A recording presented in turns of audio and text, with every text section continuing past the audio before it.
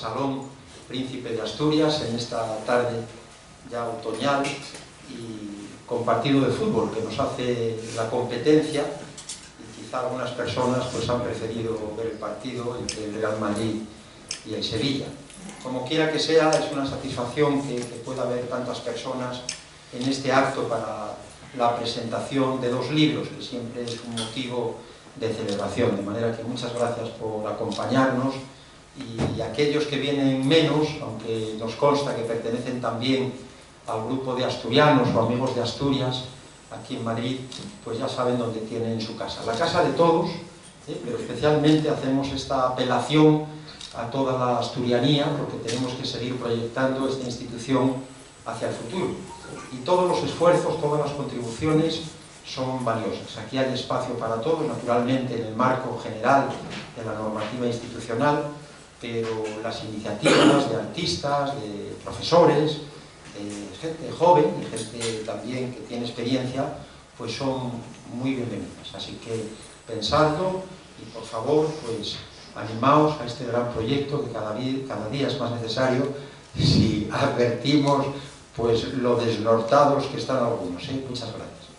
Bueno, hoy, como he sabido, tenemos estos 2 libros a los que nos vamos a referir enseguida, y la presentación propiamente dicha del autor y el compilador pues es Joaquín Pisán. Joaquín Pisán, que es sobradamente conocido, pero me he preparado unas líneas también que precisarían actualización, como quiera que sea. Todos sabemos que es un cantante asturiano muy reconocido, tenor, socio de este centro asturiano desde hace más de 50 años, si los cálculos no fallan, pues yo creo que 56. ¿Cuántos? 56 años. Claro, 40. Algunos más de 40, digo, como socio de la casa, y desde luego nos hallamos ante un artista singular por su manera de entender el canto y también la gestión musical. Quiero destacar su actitud exploradora, investigadora, mediante la cual, por ejemplo, ha unido la lírica y la poesía en muchos proyectos, como en las obras que tiene dedicadas a los poetas Ángel González, Ramón Cabanillas, Rosalía de Castro, Pablo García Baena, María Alejárraga o más recientemente a Emilia Pardo Bazán. Es además gestor cultural, un artista polifacético, leal a sus raíces. Sirva como recordatorio el ciclo de canciones Madre Asturias, un ciclo por el que es bien conocido más allá también de nuestras fronteras. Un hito en la música asturiana y una muestra de su interés por las tradiciones y la cultura de nuestra tierrina. Como es sabido, Madre Asturias es una de sus banderas y además siempre es izada y resulta pues extraordinaria, de una gran belleza, ¿no? Quiero recordar igualmente que en 2019, después de muchos años, Joaquín ofreció en este mismo escenario un extraordinario y magistral concierto que nos encantó a todos. No quiero pasar por alto que su esposa, Isabel Ochoa, que nos acompaña allá al fondo, pues también fue trabajadora en la casa durante 48 años. Creo que digo, que se dice pronto, es casi medio siglo, de manera que muchas gracias igualmente, Isabel.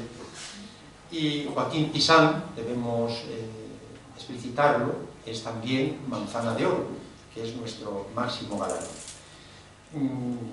Si me lo permites, Joaquín, voy a decir algo también sobre Roberto. Yo creo que te estás excediendo conmigo, pero bueno, soy tan vanidoso que me estoy encantado. Si quieres seguir...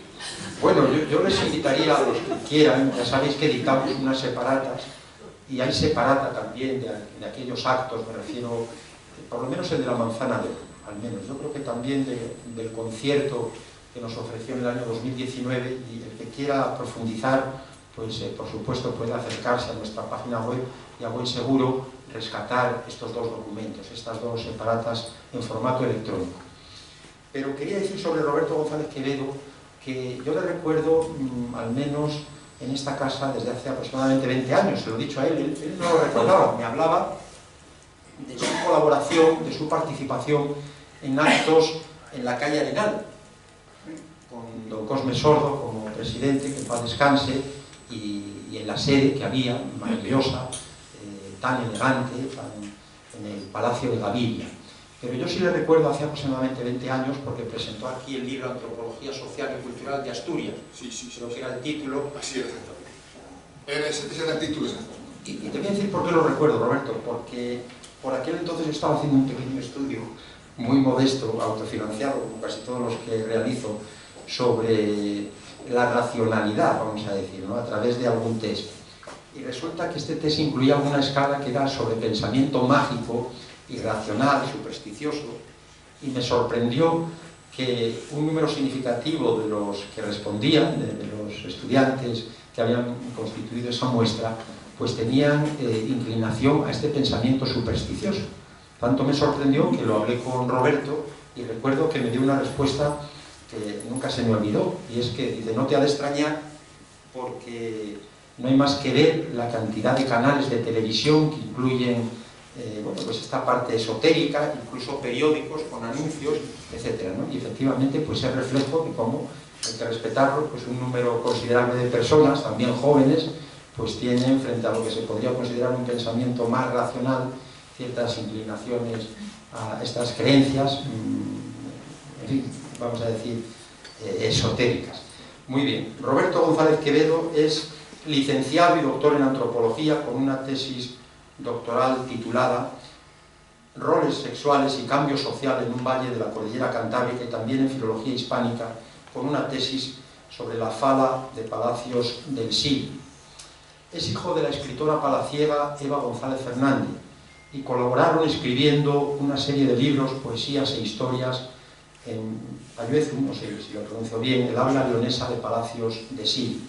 En el año 81 logró el premio conocido como Premio de Narraciones Curties de la Diputación de Asturias, antecesor del premio Josefa Jovellanos, con su relato Pulsendeiro la Noite, un libro de carácter iniciático que recrea Pesicia, una tierra de origen prerromano, patria de los astures más occidentales, los pésicos, una tierra que conjuga el occidente de Asturias con el de León, siempre atento a la evolución cultural conjunta de las dos franjas más occidentales de esos antiguos reinos, viene colaborando en los espacios creados en común entre las dos tierras, al menos desde la transición española. González Quevedo es miembro del número de la Academia de la Lengua Asturiana y director de la revista Cultures, que edita la Academia Asturiana y que se dedica a temas sobre todo antropológicos y etnográficos. Hoy nos trae, como es sabido, dos libros: Antología Pésica, en la que junta textos literarios en asturiano occidental de los siglos XX y XXI, cartas escritas por autoras del occidente de Asturias y noroeste de León. Son textos de distintos géneros literarios y con contenidos también muy variados. Incluye, por ejemplo, de ciencia ficción, costumbres, lírica, etc.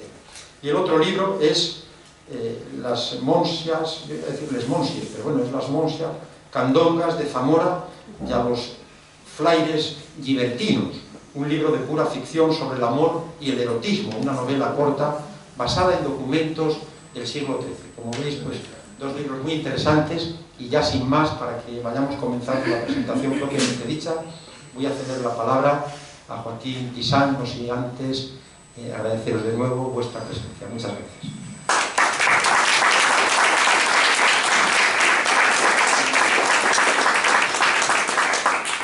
Bueno, pues queridos amigos, presidente Valentín, amigo Roberto, yo creo que te has excedido porque realmente el protagonista aquí hoy es Roberto y yo aquí soy solamente un presentador que ni siquiera lo soy, porque yo a lo que me dedico es a cantar, y lo de hablar, y sobre todo cuando lo tengo que leer, se me da bastante mal. Prefiero improvisar, y como por otro lado ya has dicho muchas de las cosas de las que se pueden decir de Roberto, yo me voy a tomar la libertad de improvisar y ir por otros derroteros. Hablar de Roberto es fácil. Yo creo que él se equivoca al invitarme a mí a presentar estos dos libros, pero no voy a ser yo quien le desengañe. Y yo estoy encantado de estar aquí en esta casa por muchas razones que no hace falta que os explique. Como dijo el presidente, seguramente soy de los socios más antiguos junto con nuestro amigo Tino, y no creo que haya, aquí hoy desde luego no hay nadie más viejo que yo. Por tanto, tengo cierta autoridad para decir estoy en mi casa, ¿no? Me siento muy a gusto de que se me invite a este acto de Roberto Quevedo, y que realmente es el protagonista, naturalmente, como no puede ser de otra manera, es el autor de estos dos libros que son muy atractivos, muy atractivos. No voy a leer el currículum suyo, que ya has dicho quién es, por tanto yo me iba a repetir, y sí lo que puedo decir de cada uno de los libros,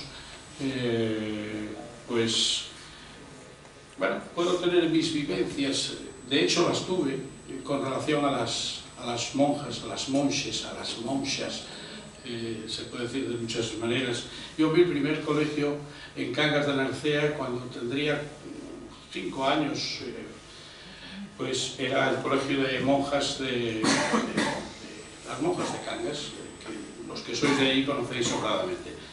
Y recuerdo, y eso sí que no se me ha olvidado, todavía después de tantos años, que cuando se referían a mí, sí, ese neno del pueblo del mal nombre, decían.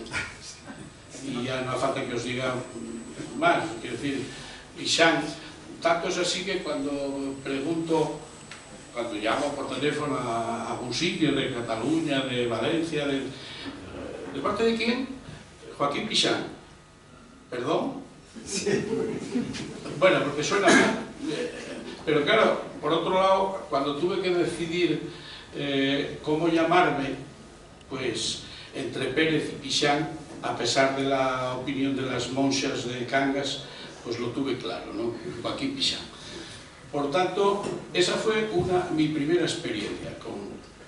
Por cierto, recuerdo también una cosa muy atractiva, bueno, muy atractiva no, muy alimenticia, que era que nos daban leche americana, o sea, la leche en polvo. No sé si algunos os acordáis de eso, que en los colegios te daban, no era como las vacas de Pixán, desde luego, esto seguro, pero bueno, estaba bien, estaba bien. Por tanto, para mí las monjas, luego tuve otras relaciones con las monjas, con las personas estas tan maravillosas, por otro lado, que atienden tantas necesidades de las gentes mayores, y también me puedo referir a cuando hicimos un acto maravilloso en Cangas de Narcea a favor del asilo de monjas, que fue realmente una de las cosas que más me enriqueció a mí.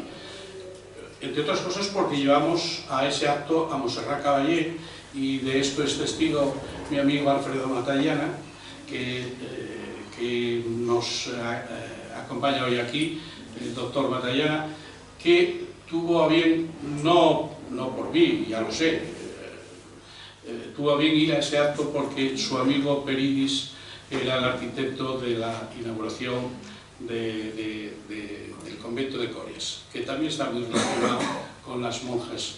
Y si me permitís voy a contar una historia que quizás no venga a cuento, pero es graciosa.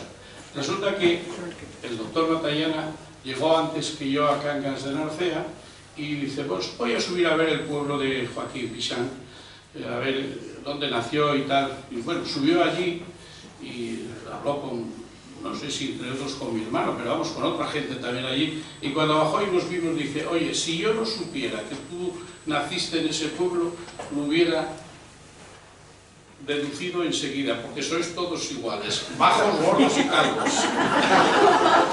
Digo, pues sí.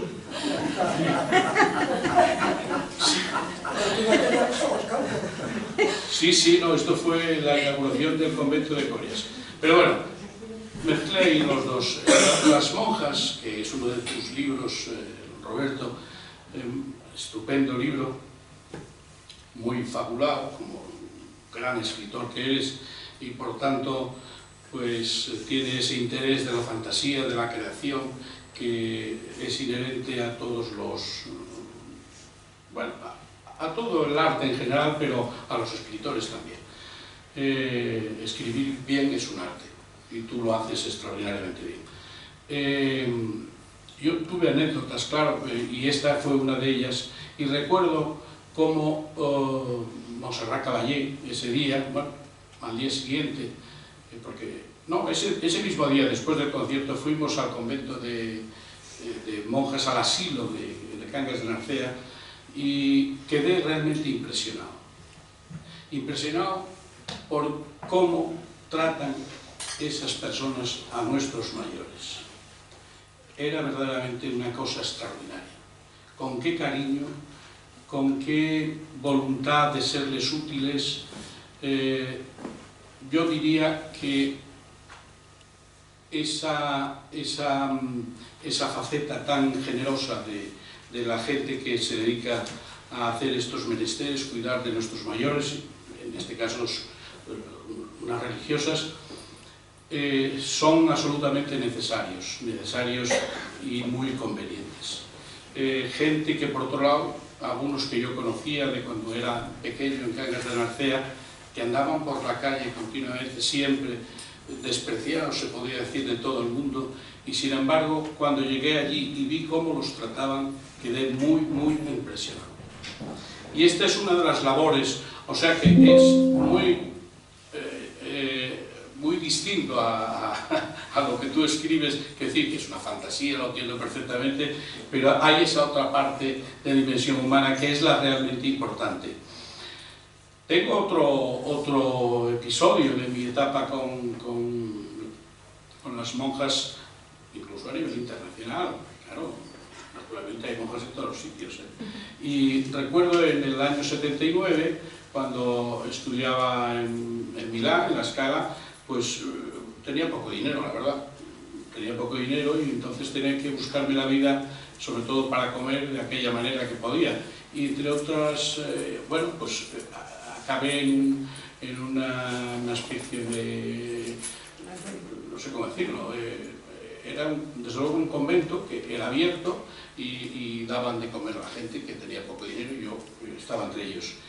Pero sí me acuerdo de que la directora, una monja joven, por tanto, lo que me extrañaba es que era tan joven y ya directora, mandaba sobre las más mayores, o sea que debía tener un talento y una formación extraordinaria, pero aparte de eso es que era guapísima y yo me enamoré de ella. Yo me enamoré de ella. Claro que no conocía a Isabel todavía.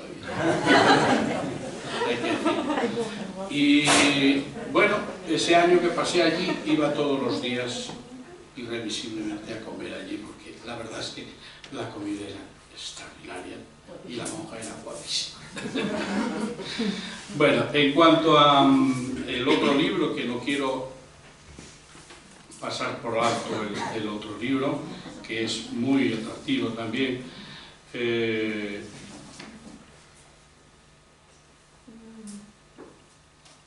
al hablar de la fala,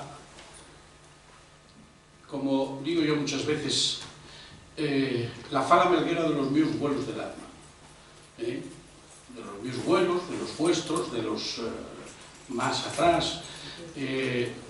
Y yo quiero decir una cosa aquí, que creo que es el momento de decirlo, y sé que Roberto esto lo tiene muy, muy presente, y desde el respeto y desde el estudio y la investigación que él hace, siempre lo pone en evidencia. Mi amigo José María Martínez, Chema, sabe bien de lo que estoy hablando, y él seguro que va a estar de acuerdo conmigo si digo que cuando desde aquí, desde Madrid, o incluso desde Asturias también, ¿por qué no?, se refiere uno al habla nuestra, nos referimos en un contexto de broma. Y si queremos reivindicar nuestra nuestra fala, no digo que haya que sustituirla por el inglés en ningún caso, ni siquiera por el español, por supuesto. Digo simplemente que hay que utilizarla de una manera que no sea para... a ver, pongo un ejemplo. Estamos hablando en castellano y de golpe y porrazo, para hacer una cosa simpática, hablamos en asturiano. Pero no, yo ya eso lo he superado y me he dado cuenta de que no puede ser así.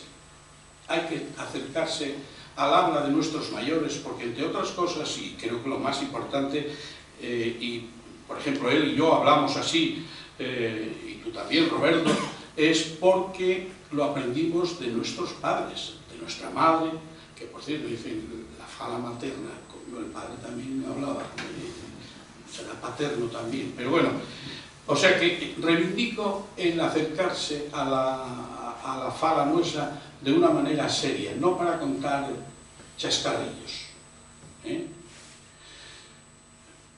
Yo creo que no soy sospechoso de que yo no esté en esta línea.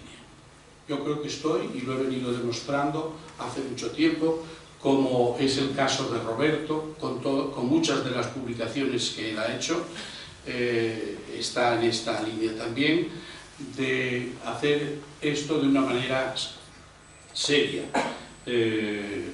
Y en muchos de mis trabajos, ahí están publicados, pues canto en asturiano con toda naturalidad y nadie me puede... O sea que cuando digo esto me avalan mis hechos, no es que lo diga por decirlo.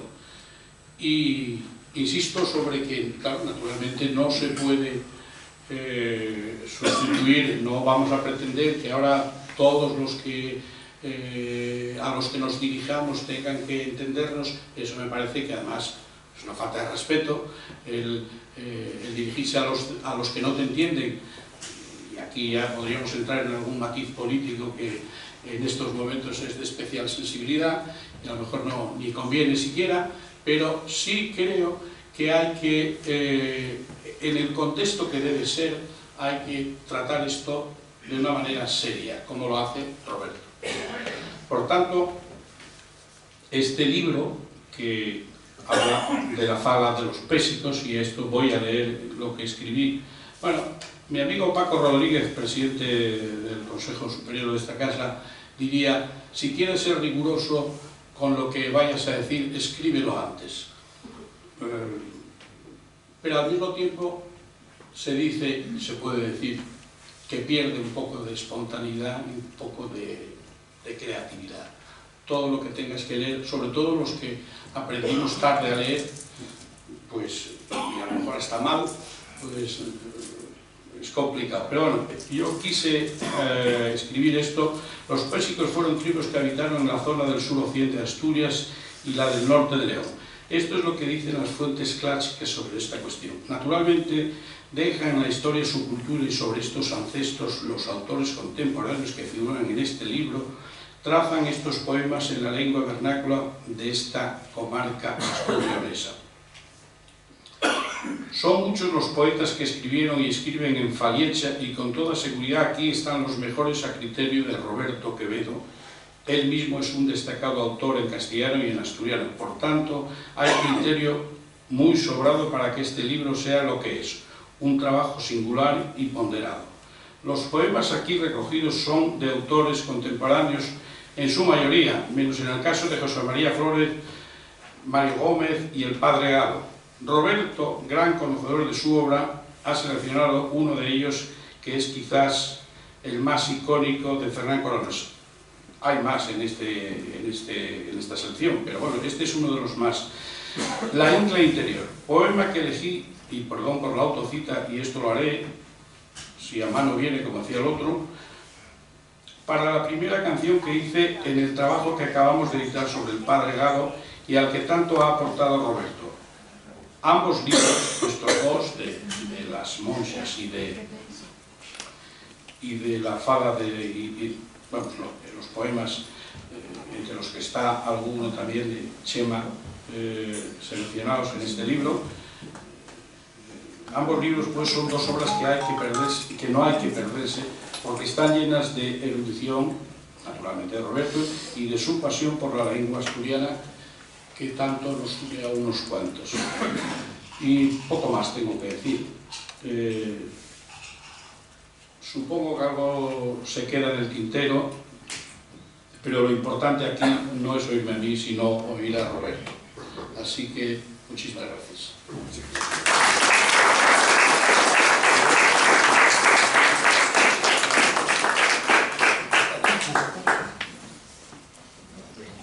Bueno, vamos a poner, no sé si oíse bien, una pantalla para hacer más entretenida la presentación. Ya se dicho mucho, aquí importante, y por tanto yo voy a acelerar un poco las mis palabras, ¿no? Quería empezar dándoles gracias al presidente. Pasó una cosa curiosa, y es que acordóme de algo que yo hubiera olvidado, que era cuando aquí intervine hace unos 20 años presentando un libro que para mí era importante, Antropología Social y Cultural de Asturias. Y ahora sí me acuerdo perfectamente de él, acuérdome que estaba con nosotros Antonio Trevín, está también el consejero de Cultura, el consejero de Cultura Manuel de la Cera, acuérdome de que estaba lleno, abarrotado el espacio, que hubo muchas preguntas, fue un acto realmente muy interesante, ¿no? Y también otros, al que asistía algún otro de otro tipo, musical, etc. Pero curioso que yo, fijáis lo que ya la memoria humana, esto lo tenía que ser olvidado. ¿Por qué? Porque yo mientras estudié aquí, y di clase incluso en algún centro de aquí, durante 8 años o 9, el centro asturiano, que estaba de aquella ahí en General, era mi segunda casa. Y un grupo que había muy activo, que éramos el Concello de Asturias y Madrid, teníamos ahí también esta segunda casa. Teníamos un localino en Fuencarral, pero todas las semanas hacíamos de folicia en el centro asturiano. Y don Cosme Sordo, que fue un presidente carismático, con sus virtudes y sus defectos, pues siempre nos tuvo mucho aprecio y colabora con nosotros, ¿no? Entonces tengo emocionalmente aquella etapa, la verdad es que la tengo pues muy... Incluso ahora puedo confesaros que estando en otro espacio, pues estando aquí sabiendo que estoy en esta institución, para acordarles palabras de Pin, de todos aquellos amigos, de Chema, de David, de Chivo, que pasamos momentos extraordinarios. Aquel grupo fue muy importante, yo creo, para Asturias. Fuimos de los más dinámicos en preconizar la normalización del asturiano, de la creación de la Academia de la Lengua, y también fuimos muy activos en el proyecto de la oficialidad, ¿no? Y concretamente, pues quería comentaros que allí en ese grupo, aunque tenemos muy claro, por supuesto, la unidad de la cultura asturiana y el proyecto asturiano, más de la mitad llegamos de la zona del occidente. Y entonces por eso, ya curioso, porque en esta antología que voy a presentar después, hay bastante gente que pertenecimos al Concello de Asturias y Madrid, cosa significativa, ¿no? Que a Chivo, a Chema, y además, creo que hay más, pero bueno, ahora mismo perdonáis que no me acuerdo muy bien. Milagros se acordarán de aquellas shooter que tuvimos. Y la verdad es que al veros a vosotros aquí, pues casi la mitad tengo recuerdos y prestaréme pues hasta comentar algo, pero no tenemos tiempo, ¿no? Desde mi amigo Mabel, amigo de la Polasiero y otros muchos que estáis aquí con nosotros. Bueno, en cuanto a las palabras de Pichán, fueron muy acertadas con ellas. Yo estuve presente, para que me comenten aquí, su trayectoria, también dentro de esta institución, y por supuesto que hace pocos meses colaboramos, bueno, yo colaboré con él, mejor dicho, en igual un libro CD precioso, que creo que debéis difundir más por Madrid, que es una selección que hizo extraordinaria del Padre Galo, uno de los clásicos de la asturiana occidental, y donde resalta que hizo una muy buena selección de los textos y después puso una música preciosa, muy adaptada a cada uno de ellos, que es lo llamativo. Entonces está, por ejemplo, la que dedicó a la isla interior, muy melancólica, y otra más festiva, como esa, por ejemplo, de No te creas que ella es muy importante, ¿no? Bueno, entonces, bueno, y por supuesto acuerdo especialmente, porque a mí me llegaron al alma, la musicación que hizo de los versos que el Padre Galo escribiera en italiano. porque tenemos autores como el padre Galo, el occidental, que eran plurilingües, eran internacionales, que conocieron otras lenguas, y el padre Galo escribió en francés, en italiano, en alemán y, por supuesto, en la historia occidental, que, como sabéis, en la zona nuestra de Chaciana y por ahí, llamamos Pachuez. Bien, pues ahora que ya quiero dar gracias a mi amigo que bueno, colaboró con nosotros en esta presentación material y le agradezco mucho, ¿no? Este libro que empiezo a presentar, estos libros que os enseño hoy, anduve con ellos por otros sitios, anduve recorriendo Xixón, Pichamlino, Ubieu, Zamora, Madrid, incluso estuve en una braña, que no sé si la conocéis, en Concello de Salas, en Pividal, no sé si os suena alguno, en una braña vaqueira, así. Ahí estuve, bueno, pues no sé, 50 personas, eran vaqueros cerrados, además dentro de la zona occidental, en esa zona que ya es muy alta, y una zona que conserva la zona, la expresión más arcaica, exactamente igual que en las zonas altas de la seguridad cantábrica, ¿no? Y ahí sentíme, pues bueno, por supuesto, como en mis casas, ¿no? Pero como os digo, pues los centros de Asturias en Madrid para mí tienen una aquel especial. Y quería mencionar una cosa, fijáis, pues, estando yo de aquella aquí, había mucho interés por la inmigración, y entonces editóse este libro, La tonada de la tierra, de un escritor argentino que trabajaba en el Centro Asturiano de Buenos Aires, que algunos conoceréis, un centro impresionante, ¿no? Y este señor, un día que vino por aquí para Asturias, enseñóme unos manuscritos, lo que al final se publicó, muy breve, lo que llama un plaquet. Sabes que él era asturiano, pero bueno, los argentinos tienen mucha jerga francesa, ¿no? Un plaquet, o sea, un libro muy pequeño. Y aquí está este libro, del que se hicieron muchísimos ejemplares y se difundieron, y supongo que en el centro asturiano se conservarán, ¿no? Y aquí hay una introducción mía, y también hay una introducción de don Cosme Sordo, ¿no? Que hizo unas chinias muy guapas, unas líneas muy guapas sobre poesía asturiana y emigración. Bueno, este libro se vendió muchísimo. Yo quedé, como yo fui el editor, quedé con algunos ejemplares, y un día de estos atopé a algunos que me quedaron.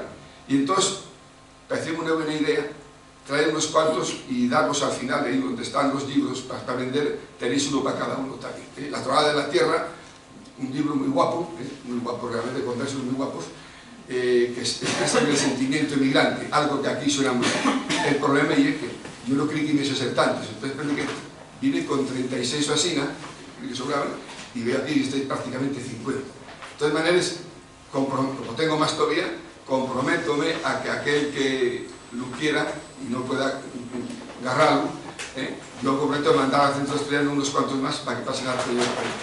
Bueno, esto quiere decirlo porque me sale realmente del alma, ¿no? Y vamos con este primer libro que os digo, la antología pésica, que cuenta con esta editación de Neto. Creo que, vamos a ver, un poco atrás. Neto, conocéislo todos, ¿no? Ernesto García del Castillo, aquí está Chimol, su hermano, escribe en La Voz de Asturias, poco sé lo que no conocéis, un extraordinario artista, dibujante y, en general, un serio de las artes gráficas, ¿no? Fizo esta portada, que veis aquí, como de la pluma, símbolo de la literatura, destila la ficción literaria y se transforma en la pisada del oso. Porque para el occidente de Asturias y para el norte de León también, no hay duda de que el animal emblemático guía el nuestro oso. Que por cierto, ahora resulta que anda por los huertos de casa, y a mí ya el día que no me llegan diciendo que anduvo molestando a las chinales y los sitios de por cerca de las casas, ¿no? Bueno, vuelve a recuperar su prestigio. Quiero agradecer aquí a Neto, aunque no esté presente, esa colaboración que viene fallando con nosotros. En realidad, fijaos, en el libro que os enseñé antes, también ya en el ilustrador. Entonces, de forma gratuita, él hizo un trabajo siempre favoreciendo el asturiano en general y también el extremo occidental. En este libro hay un entamo en que os explico, y no voy a hacerlo ahora porque el que tenga interés puede leerlo, los problemas que hubo con la literatura occidental. Mucho tiene que ver con las grafías y sobre todo con un fenómeno muy interesante, nuestro, que ya la famosa chevaqueira, que es una cosa que a mí me preocupa desde hace muchos años, y en realidad estoy preocupado por ello, y va a salir un libro dentro de unos meses.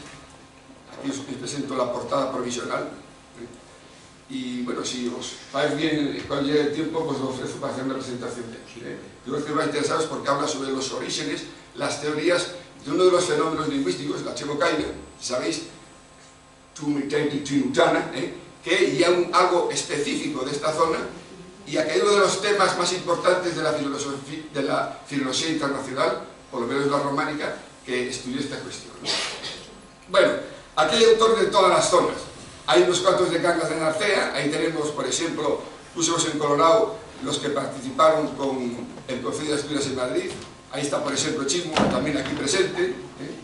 Chismo tiene un libro muy guapo. Voy a leer nada más 3 chiñas. Hablando de Lulín. Aquecha noite, llega a ser la última para Lulín del pueblo, pero non porque al día siguiente foran llevado con los choucos. A eso de la medianoite, levántase de la súa cama e avistiuse espacio para non esperar a los seus pais. Echou la zabarra al chouco e a pulfurago que había no techao saliu para el desván. E así va siguiendo una historia muy guapísima. Neto también tiene escrito textos muy guapos, además de su chabor, diríamos, de colaboración artística. Y también tenemos, bueno, tenemos en la próxima diapositiva quería enseñaros a un clásico de nos, como ia José María Flórez, del que yo creo que todos conocéis una poesía de él que se llama Farruquines de Buseco. Suena, pues, ¿no? Igual con los primeros versos me dais echar cuenta. Amigo Pacho, el domingo fairán aquí, xunto a Navia, una de 2000 demonios. Quen tuviera buena panza? Y al bendito de San Pedro y a la xente empechizada estucina cachos chiebres que escuenden en empanadas. Al final el pobre Farruquín comió tanto que reventó, como sabéis. Otros autores carismáticos de la zona, de Cangas y de Mieldes, Basilio Garrido, que algún igual lo conoció también. Otro personaje muy característico era don Melchor Rodríguez Cosme, que también ocupó un puesto importante en el centro asturiano, ¿no? Durante unos cuantos años, ¿no? Provisor, un gran conocedor del folclore de la zona, especialmente del birimbao, la trompa bucal.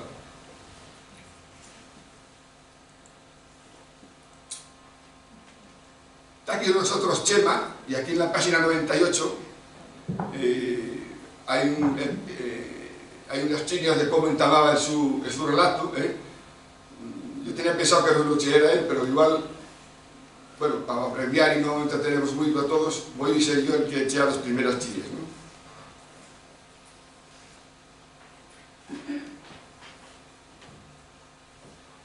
Chema de Vimeda, donde se conserva la fala muy bien. La figal de las fantasmas. La figal de Xacinto cargaba tanto todos los anos que parecía que non che cuchía un trucín. Asomaba al corredor, pasaba aquel home de las horas muertas pegando palos a un pote viecho para escabildar los gorriones, pegas, tordos, malvises y a outros páxaros. Así estaba tan locamente este relato de 2 libros que daquella, despois escribió máis e ahora sé que está outra vez volviendo a escribir, por exemplo, El Noite de Filandón e Xoan Canas, 2 libros guapísimos para nos, ¿no? Hai autores de outros sitios, de outras zonas. Por supuesto, para los que fuimos miembros del Concilio de Asturias en Madrid y que pasamos tanto tiempo en el centro asturiano de la calle Arenal, hay un personaje que para nosotros ya un icono. Yo lo considero el más importante también en cuanto a la formación y a la difusión del espíritu a favor de Asturias, que ya Pin, de Belmonte de Miranda.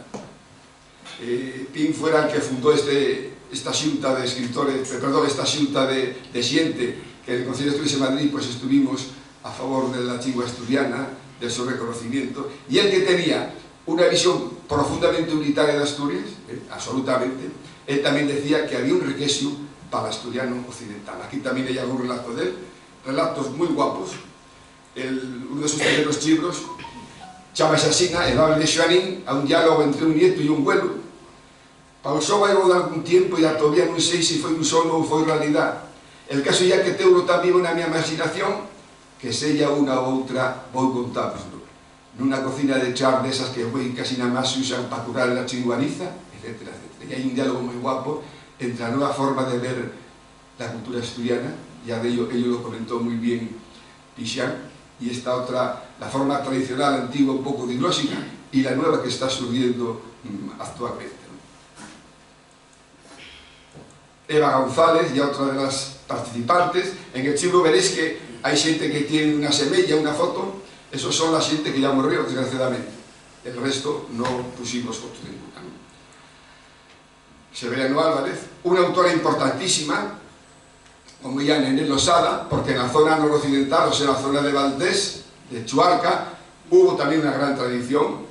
En realidad yo creo, bueno, esto es una especulación histórica, pudo haber sido Chuarca la capital del occidente de Asturias, ¿sí? De la zona pésica.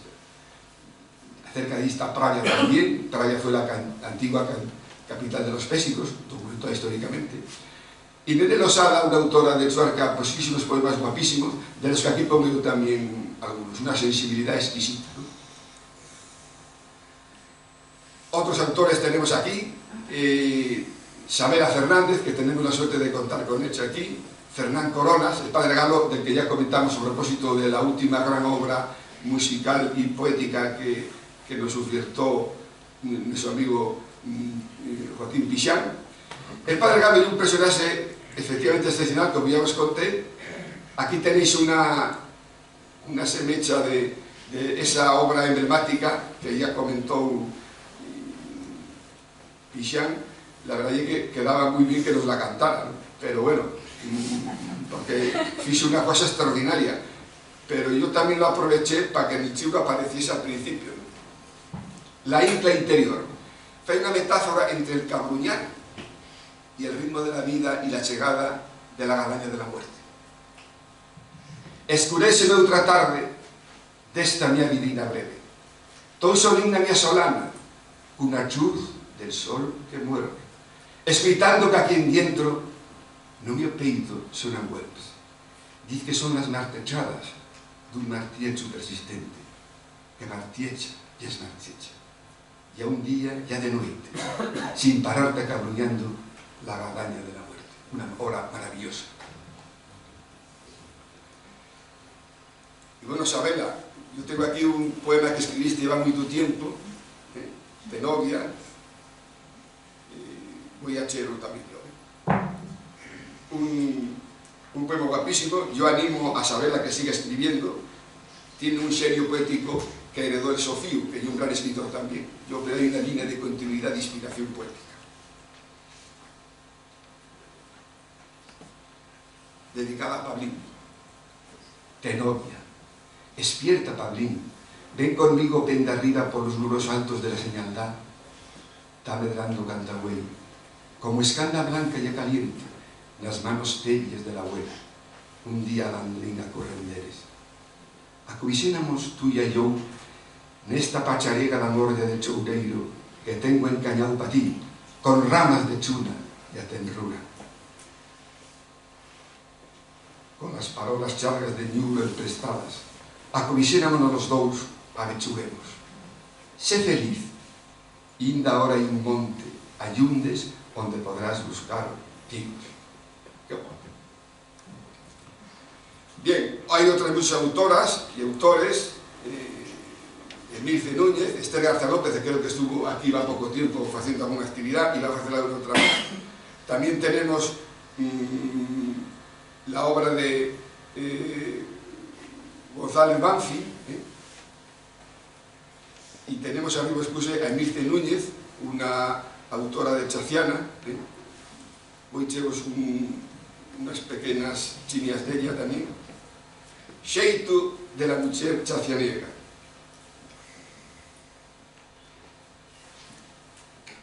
Chevantai, vos andai nenos, que ya baixas son nas penas, sonou cuanta ya la cuerna, y hai que llevar la reciecha. También tenemos Fas Gabriel, de un autor más nuevo que ganó premios literarios últimamente, aquí todos más, Francisco González Banfi, un libro guapísimo este, que estaba con estas palabras que bueno, que yo veo me obligaba a repetir.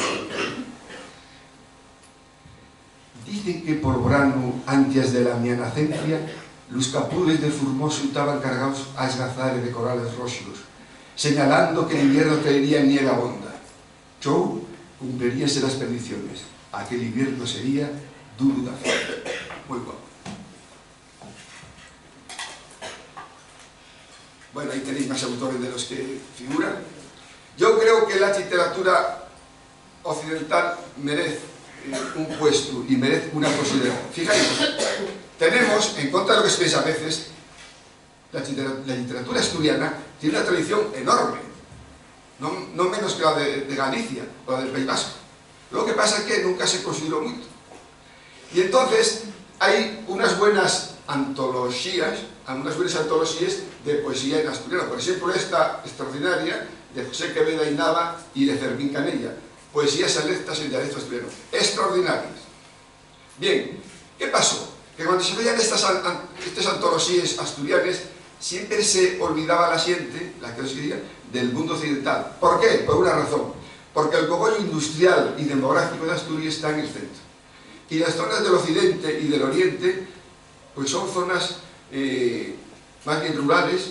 Ya sabéis que la cultura se fabrica y difúndese en las ciudades. Por ese motivo, entonces, yo creo que quedaron más bien escaecidas, quedaron olvidadas las producciones literarias en asturiano occidental y en asturiano oriental también. Yo entonces con este libro que os presento hoy aquí, quería llenar ese furaco, por decirlo así, y quería que también la gente tuviera acceso a esa creación artística de la gente del occidente, entre la zona de Leonaviego, del gallego asturiano, y la zona del asturiano central. Y es verdad que el asturiano central ya el más identificador de Asturias, y al que por supuesto en el futuro pues siempre será el que tenga una presencia fundamental, pero después en cada zona yo creo que ya es fundamental, si queremos dar contenido a lo que ya la cultura asturiana, que se mantenga el interés por este tipo de creaciones. Por eso creo que en esta antología ya un paseo por el mundo espiritual y estético del occidente desconocido, dentro de este espíritu que tenemos de unidad y confianza. Siempre que sea potenciar el estreno occidental en su literatura, estaremos potenciando la cultura asturiana en general. Y también al revés. Todo aquel que se interese sanamente por Asturias y por la subcultura tiene que tener que hay un sitio también para el mundo del occidente.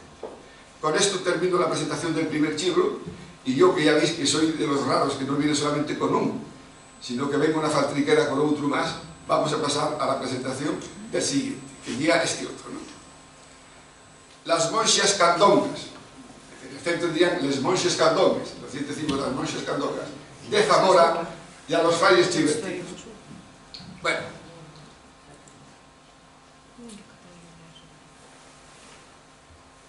¿por qué este chico? Trata de unos acontecimientos en Zamora, una ciudad distante de nuestra tierra, ¿no? La mesa chingua, usada tradicionalmente, estuvo comentándolo muy acertadamente Pixán, para lo gracioso, lo puramente familiar, lo ridículo también a veces. Pero después del surgimiento tenemos otra visión. Y la mesa chica puede valer para expresar también cosas que no tienen que ver con el inmediato paisaje nuestro. Y por eso desde hay años veis libros extraordinarios escritos en asturiano que hablan de cosas que no tienen nada que ver con el pueblo, sino que hablan en general del sentimiento humano. Hablan de las cosas que son universales, digamos. Esa es la perspectiva que tenemos. ¿Y por qué no usar la nuestra chingua occidental, la variante occidental de la chingua asturiana, para referirnos a acontecimientos del pasado, como estos que pasaron en la Edad Media en Zamora, ¿no? Eso ya reconocer que lo que falaron nuestros padres y abuelos era una chingua de verdad. No era solamente una anécdota de un momento, sino que era una chingua de verdad. Y yo animo entonces en este sentido. Hay un asunto que quiero, y que ya muy acertadamente Pixán pues recalcó, que aunque aquí pueda parecer que yo ridiculizo a este estamento social que son los monjes, todo lo contrario, porque yo reconozco la gran contribución que hicieron, que están fallando y que fallarán. Lo que pasa allí es que hubo esos acontecimientos en Zamora, que después volveremos a comentar brevemente, en que hubo un conflicto interno entre las órdenes religiosas, entre los dominicos, el Vaticano, los obispados de Zamora precisamente, y entonces hubo unas desavenencias y unos monjes acusaron a otros de ser ligeros de cascos, por decirlo de alguna manera, ¿no? Que un día abrieron el convento y entraron los monjes. Bien, eso fue muy complicado y en realidad yo, si queréis, aunque parezca lo contrario, yo aquí lo que hago es ya que en un apéndice posterior histórico, no literario, histórico, esclario la cuestión esta. Y la verdad es ya que estas monjas no es que fueran libertines ni mucho menos, eran siempre una mentalidad distinta, abierta, que buscaban un mayor protagonismo de la mujer. Y por eso querían ser monjas y vivían en palacios donde ellos vivían aparte. Solo que se conocen normalmente con les beguines o las beguinas a nivel europeo. Y por ejemplo en otros países como en Holanda o en Bélgica, pues se les reconoce mucho. Si vais de turismo a, no sé, a Brujas, pues nada más llegar desde la estación a la ciudad veis una auténtica pequeña ciudad, lo que llamaban el beaterío. Y eran unas monjas que desde el siglo XIII entamaron a decir: nosotras somos mujeres, pero tenemos un protagonismo especial, no tenemos por qué defender tanto de los paisanos, de los hombres. Y entonces eran profundamente religiosas, pero profundamente independientes. Esto es muy complicado de asegurar, pero digamos, eran un precedente del feminismo religioso. Bueno, quiero decir que yo tengo amigas que son monjes, y algunas incluso, pues algunas veces se acercaron a mí para felicitarme, ¿no? Y viniendo aquí, pues en fin, algunas estuvieron conmigo. Bueno, en definitiva yo lo que pretendía, de todas maneras, como yo no soy historiador, era hacer una reflexión, pero no filosófica ni histórica, sino puramente poética sobre el amor y el erotismo, a propósito de ese acontecimiento. Hay documentos por ahí muy interesantes en ese sentido, donde se muestran las desavenencias, las acusaciones terribles, ¿no? Y entonces, pues era una buena situación para referirme yo a ese fenómeno, ¿no?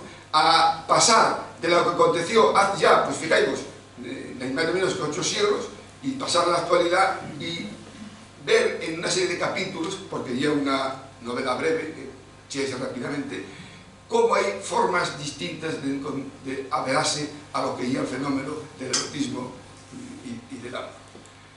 Ya os digo que hay un pequeño apéndice histórico donde podéis encontrar estas cuestiones. El primero en estudiarlo, por cierto, fue el lingüista Américo Castro, y también historiador. Pero yo, aparte de precisar algunas cosas y rehabilitar la figura de estas monjas, que eran tan importantes, lo que fue ya una elucubración poética fantástica, ¿no? Y por eso hay en la portada, tenéis la portada ya esta, una sirena que hay en una iglesia de Zamora precisamente, en la iglesia de San Claudio en Zamora, una sirena muy guapa en un capitel, y entonces traigo la cuestión de que esa sirena despréndese un día de la piedra, métese en el Duero, y entonces durante una serie de horas o incluso de algún día, toda la ciudad queda motivada por el erotismo, vuélvese totalmente erótica y entonces afloran todas las dimensiones del amor. El río Duero y era el que portaba esta especie de simiente del amor. También, repito, Neto fue el que ilustró el libro y también hizo este dibujo esquemático de la sirena, el río Duero, el convento actual, porque el convento primitivo estaba en la propia ciudad, después atravesó el Duero y estaba en otra parte, y ahora sigue en el mismo sitio, pero con un edificio moderno. Y no os gusta mucho que recordemos esto, pero no hay por qué, fue un acontecimiento histórico y ya pasó, ¿no? Bueno, como os digo, ahí detrás hay determinados acontecimientos históricos que en este momento no podemos explicar, incluso tuvo consecuencias políticas importantísimas. Hay un personaje ahí, Munio, de Zamora, que era el máximo representante de los dominicos, y a propósito de este escándalo, el Papa mandó ir a Roma, y estuvo ahí prácticamente preso, murió allí, y en el Monte Aventino de Amora, si vais a ver la Basílica de Santa Sabina, está la tumba de Munio, ¿no? Aquí aparecen diversas formas de entender el amor. No falta, por ejemplo, las formas sofisticadas como el travestismo, porque es curioso que algunas monjas acusaban a otras de que se metían en la cama con los monxos, pero que incluso se cambiaban de ropa. El monxo vestíase de monxa y viceversa, ¿no? Y eso es un fenómeno universal, ¿no? Bueno, y tiene cuando eso sucede a nivel universal, pues al fin y al cabo hay una dimensión histórica, dimensión interesante de lo que ya la sensación y la concepción del erotismo. También hay una visión esa otra parte oscura del amor, que ya el sadismo, que tanto, bueno, digamos, difundió el escritor, el Marqués de Sade. El Marqués de Sade, que era una especie de representante excepcional de la ilustración. Ese lema que tenía la ilustración: investiguemos en la naturaleza, torturemos a la naturaleza para saber en qué consiste la naturaleza. El Marqués de Sade había algo de eso, terrible, evidentemente, pero bueno, ahí funciona, ¿no? Y también hay un capítulo dedicado a esa cuestión. Eran algo sádicas les monxes, ¿no? Una, por ejemplo, un bando a otra, para vengarse en ese enfrentamiento, agarraron a una de ellas, pusieron a una puerta, pusieron un trozo del brazo en el cierre y apretaban hasta que la monja chillaba para vengarse de los malos, de los que habían hecho, ¿no? Bueno, en fin, son cosas, anécdotas que están en los documentos y que yo magnifico, ¿no? Bien, hay otros aspectos, pero por supuesto yo, que soy estudié durante mucho tiempo la cuestión del amor romántico, que ahí a mí el que más me presta, el amor amable, y también hay aquí unos cuantos capítulos dedicados fantásticamente, literariamente. Aquí no hay filosofía ni historia, son imágenes poéticas a toda esta cuestión, ¿no? Como sobre todo a raíz de las leyendas célticas y de los ciclos de Tristán, se fue formando esa idea que después en la Edad Media se formó con el amor cortés, y yo creo que ella es el que se mantuvo durante muchos siglos y el que aún todos conservamos, aunque el amor pues tiene muchas alternativas y muchos puntos oscuros y claros. Él figura como un poco como el ideal del amor, que era el amor romántico, y que todavía existe en nosotros. Hay gente que en los últimos tiempos da la impresión de que ve eso como algo vulgar, o fofo, o ñoño, pero en realidad yo creo que lo más interesante del amor es que nos haga felices.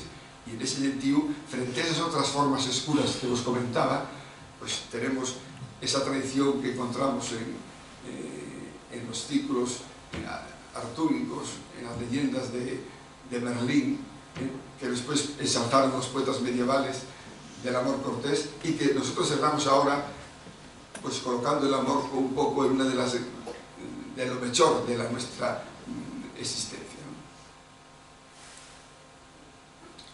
En este tema es muy interesante el tema de la seducción, y hay un capítulo que, bueno, que si lo echáis el libro veréis como ahora están un poco cambiando las cosas porque tendemos a no separar el mundo masculino y femenino, pero el mundo más tradicional, donde había los dos grandes protagonismos, era lo masculino y femenino, todos reconoceréis que había eso que se llama el eterno femenino, como la mujer seduce al hombre y siempre con esa indeterminación. Y entonces hay unas páginas ahí que a mí me gusta mucho cómo quedaron, de cómo alguien que estaba enamorado de una señora de Zamora paseando por el Duero, había un diálogo implícito que al final se resuelve positivamente, y cómo a las pretensiones que tenía el caballero, la monja respondía, pero una monja, con un caminar muy significativo y con los movimientos de los ñalgues decía sí, no, porque eso era lo que al caballero más lo ponía en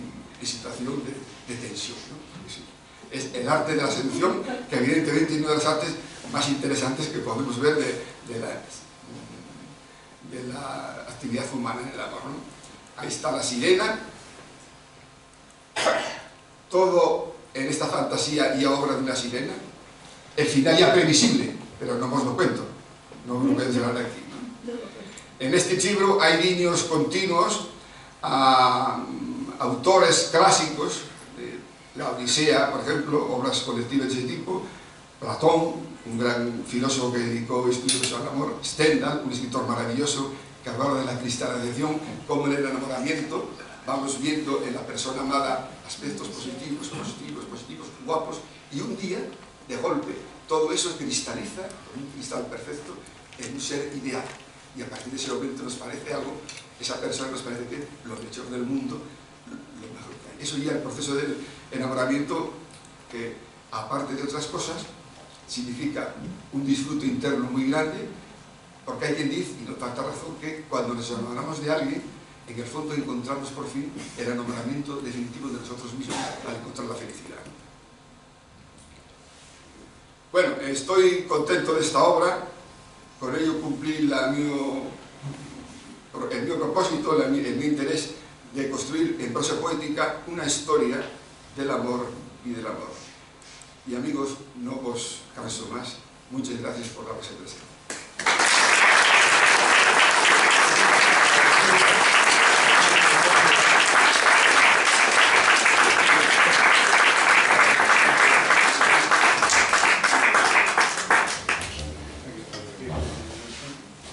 Pues enhorabuena, Roberto, por estas presentaciones, y no sé si alguien quiere hacer alguna pregunta, algún comentario, tiene ahora la oportunidad. Va al comentario de cualquier tipo, no hay problema, yo contesto lo que sea. No os dejéis llevar por el pudor.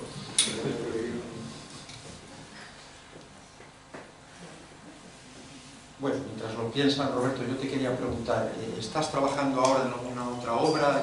¿Qué proyectos tienes? Nos gustaría saberlo. Sí. Algo adelantaste antes y por Sí, tengo un doble trabajo. Por un chavo, estoy con esa obra, diríamos, filológica, no titularía, de estudiar el fenómeno de la chevaqueira, porque un fonema latino como la doble L, por ejemplo, illa, en la nuestra tierra se dice hecho, o en vez de lupus, dice chomu, en vez de lobo, ¿no? Entonces, ahí estoy terminando el libro, que saldrá, supongo, dentro de unos meses, y yo creo que no solamente a la gente del occidente, sino a las naciones generales eso les va a interesar mucho. Incluso, además, tiene una peculiaridad, ya que esta presencia de la llamada chevaqueira, que tiene un título que no es exacto, porque la chevaqueira nace en zonas no vaqueiras también, cuidado, la mayor parte de la población que usó la chevaqueira no era vaqueira. Lo que pasa es que coincidía con zonas vaqueiras, pues tuve ese nombre, ¿no? Pero tiene una característica muy interesante. Pensad en lo siguiente, lamento no tener aquí el mapa porque estaríamos. La chevaqueira consérvase en el occidente de Asturias, ¿no? Entre el extremo central y el Eunariego. Pero resulta que por la cordillera entra casi hasta el oriente. Cabanatinta, por ejemplo, en ayer, zona total de chevaqueira. Y daos cuenta que Cabanatinta está en una chinia que, si la ponemos en el mapa por este, está ya en la zona del asturiano oriental, bueno, no en Llanes, pero cerca, ¿no? Entonces, como, ya curioso, como la chevaqueira rebasó los límites tradicionales del asturiano, occidental, central y oriental, y en la zona de la cordillera, pues abarcó todo ese motivo. Lo cual puede interpretarse, aunque bueno, ahí explico las distintas hipótesis y teorías, puede interpretarse que realmente hubo unos pobladores muy antiguos, fundamentalmente ganaderos, de los que quedó como testimonio eso, ¿no? Y que no solamente se reducían a la zona occidental, sino a gran parte de lo que era la montaña asturiana. Después probablemente se extendieron hacia el mar y por algún río como el río Sil por abajo, y un poco... Esa es una de las cosas que estoy haciendo. Después también estoy aquí con otro proyecto literario, también pésimo, que un poco, bueno, no quiero dar mala impresión, no quiero un poco chauvinista de los pésimos. Entonces yo imagino algo imposible, evidentemente, imagino que un día la gente de Pesicia formó un imperio, difundióse por islas remotas, por continentes diversos, y entonces ahí desearon presencia de su cultura, de su lengua, de su tradición. Ahora sí, fueron zonas conquistadas no por las armas, sino por la cultura y por la sensibilidad propia del mundo bésico. Esos son los proyectos que tenemos. Pues contamos contigo, Roberto, para estas presentaciones, y además será un placer el que podamos abordar aquí esas temáticas. Y no sé si Joaquín quieres hacer alguna pregunta o alguno de los presentes. A mí, Joaquín, perdona, me surge la duda, ¿has tenido ocasión de hablar con algunas herederas estas monjas candongas en la actualidad en Zamora, ¿qué piensan del libro? ¿Te has planteado presentarlo por allí? Bueno, estuve en Zamora fui al, si ustedes conocéis, hay un museo arqueológico extraordinario, el Museo Arqueológico de Zamora es extraordinario, y una xente de Zamora que era chibro, empeñouse que fora un a falar de hecho tamén, e entón invitáronme, e sí, había menos xente que aquí, había la mitada, pero foi moi interesante, ¿no? Aproveché yo para recorrer la zona de la Ximena y todo aquello. Y bueno, pues fue una experiencia realmente guapa. No era fácil, claro, esto de lo que pasó va mucho tiempo, ¿no? Pero sí tengo, digo cosas y contactado de manera, diríamos, por correo electrónico, con estudiosos del tema, y estas monxes condongas, que llamo condongas, de una manera un poco irrespetuosa, pero bueno, trato de justificarlo con esos apuntes históricos, hoy día están rehabilitadas. Entonces hay una gran cantidad de estudios, sobre todo mujeres, historiadoras y sociólogas, que ven ahí un precedente, ya lo indiqué un poco, de ese cierto feminismo. A ver, el feminismo de aquella no tiene nada que ver con el feminismo que puede haber en otro mundo, pero sí eran mujeres pudientes, que tenían autonomía vital y que no querían depender de obispos ni de jefes de orden religiosa, querían tener su propia vivencia, y por eso, diríamos, eran solteras, por supuesto, pero tenían una visión propia, ¿no? Y bueno, quiero decir que hay un movimiento actualmente, sí, de rehabilitación, eso sobre todo se ve en revistas de historia, ¿no? Y cuando se verán actualmente esa cuestión, pues se destaca este aspecto. Fijaros en el siglo XIII, a mucho tiempo. Lo que pasa es que el siglo XIII fue un siglo, aunque nos parezca ahora imposible, enormemente importante. En el siglo XIII hubo un cambio de mentalidad enorme. Por ejemplo, deseó de predominar la visión agustiniana del mundo, y empezó la visión que era platónica, y empezó la visión de Tomás de Aquino, que era aristotélica, que era muy diferente ya, aunque ahora nosotros vemos todo aquello como una cosa muy... De hecho, por ejemplo, que acabó castigado por este acontecimiento en Roma, era uno de los grandes ideólogos de la renovación intelectual. Dice que también aprovecharon aquí, eran de los dominicos. En ese momento los dominicos eran fundamentalmente españoles, pero ya empezaban a haber muchos dominicos franceses y italianos, y aprovecharon el escándalo para derribar a este hombre, probablemente en un movimiento más de conservadores. O sea que hay muchas derivaciones muy interesantes. Yo tengo la esperanza de dialogar con esto, a ver lo que dice alguna monja intelectual del momento, pero hasta ahora no tuvo que estar. No, poco se puede añadir a lo que dice Roberto, que realmente ha sido interesantísimo escucharte las reflexiones sobre lo que escribiste y por qué lo escribiste, y en definitiva el libro en sí. Pero se repite la historia, o sea que estas monjas están rehabilitadas, como vamos a hacer con los catalanes ahora, ¿no? O sea que la historia siempre se repite. Así que no cometamos torpezas. Enhorabuena, Roberto, ha sido una charla extraordinaria. En Granada hay un obispo.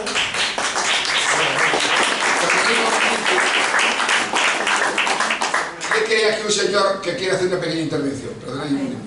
En Granada hay un obispo, el padre era de Tobongo y la madre de Tineo. Y el obispo está en Granada. Y resulta que venían unas monjas extranjeras, llegaban aquí al convento, colgaban las ropas y pum, al baile. Sí, Y el otro obispo lo aguantaba. No sé si lo sentiste lo que dijo, porque está aquí. Decía que un obispo de Granada era que el padre era de Tobongo. Y la madre de Tineo. Y la madre de Tineo. Y que había unas monjas a veces extranjeras, que eran más adelantadas, un poco candongas. Colgaban los hábitos y animan al macho. Pero el primer año que llegaron con este obispo, las estuvo vigilando. Pues Colgan ese la obispo, ropa y se van, y a la vuelta las las largó. Vaya, hombre. Tino, ese obispo mejor no recordarlo, porque el personaje... Bueno, con 35 años era obispo. Me alegro mucho de que digas que era de Tineo y de dónde dijiste... Tebongo. De Tebongo, Tebongo y Cangas. No, pero porque yo tenía noticias de que eras de Cangas, lo cual, conociendo al personaje, mejor que no sea de Cangas. Muy bien. Te digo que no. Estuvo a punto de ser cuñado mío, pero bueno. Pues no buena gente. Muy bien, muchas gracias. Ella no me pidió que me casara con ella, pues no. Pero... Bueno, yo me voy a permitir una licencia. No sé si debiera, porque, claro, tengo una edad, eso se nota evidentemente. Pero, y para mí ahora el cantar ya no es una cosa que pueda hacer así, cuando me dé la gana, como cuando tenía 40 años. Pero sé que a Roberto, bueno, porque ya lo hemos hablado, o sea, que todo esto que parece así como muy espontáneo, está todo tocado, claro, como podéis imaginar.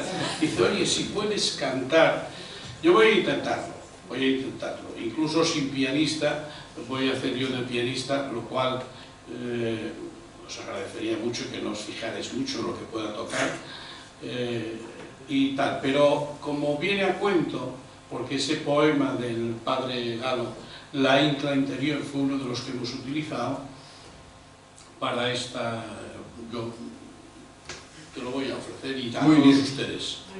Vamos a apartar, vas a preguntar piano, ¿no? Sí. Vamos a apartar la pantalla y mientras... Sí. No, nada más, no sé Pues, si iba a intervenir alguien. No, yo creo que vamos, porque ya se estaréis... ¿O queréis alguna pregunta? Mientras se quita eso y se pone nuestro amigo Pixián al piano, que ya comentamos que a los que queráis, libremente y sin ningún compromiso por supuesto, podéis adquirir en esta mesina que hay aquí los libros y de paso recochéis ese regalo que os hubiera comentado de esta obra de va unos años, ¿no?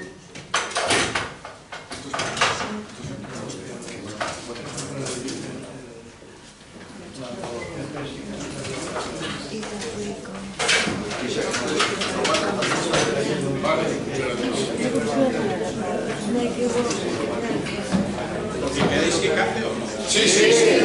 Hombre, nos aguantaremos. Claro. Mejor hubiera sido que estuviese Marta, mujer, Bueno, pero no está. que colabora en este trabajo y...